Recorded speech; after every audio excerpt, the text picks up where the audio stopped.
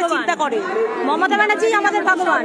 সেটা তো পরে দেখা যাবে কে 26-এ আসবে না আসবে, আগে তো দিদির লড়াই লড়ুক। উনি তো জীবনে কোনদিন আসবেই না, উনি কেন কোটে যাবে? দিদিকেই চাই, দিদিকেই চাই, বাংলার মেয়েকেই চাই। আমাদের দিদি ছিল, দিদি থাকবে, দিদিকেই চাই, বুঝতে পেরেছেন? দিদি হচ্ছে আমাদের একদম বুকের ইয়ে। দিদি আছে বলে মহিলাদের সঙ্গ আর কেউ দিতে পারবে না। একটা মহিলাই মহিলার পাশে মানে যোগ্যভাবে দাঁড়াতে পারে এবং মহিলাকে সঠিক সম্মান দিয়ে সেই জায়গায় পৌঁছে দিতে পারে। একজন মহিলা হিসেবে কতটা সুরক্ষিত আপনারা? খুব ভালো, অনেক ভালো আছি দিদির জন্য। আমরা সবচেয়ে বেশি সুরক্ষিত অন্যান্য রাজ্যের তুলনায়, অনেকটাই আমরা সুরক্ষিত। হ্যাঁ, 100 অন্যান্য রাজ্যে যে অবস্থা দেখছি, আমরা মহিলা হিসেবে খুবই গর্বিত পশ্চিমবঙ্গে আমরা বসবাস করি বলে। হিন্দু মুসলিম আমরা সবাই এক, উনি সকলে। Wake up to reality.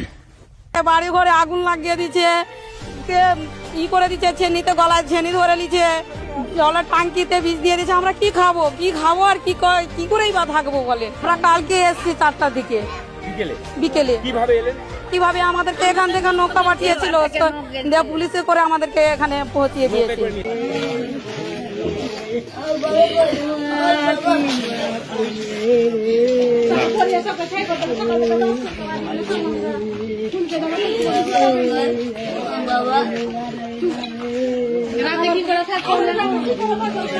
है कहाँ रे तू?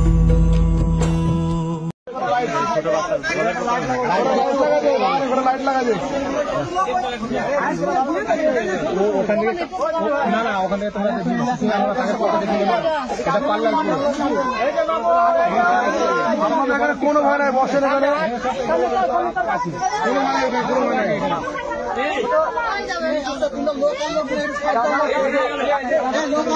কত ছোট্ট, এটা কয় মাস হলো?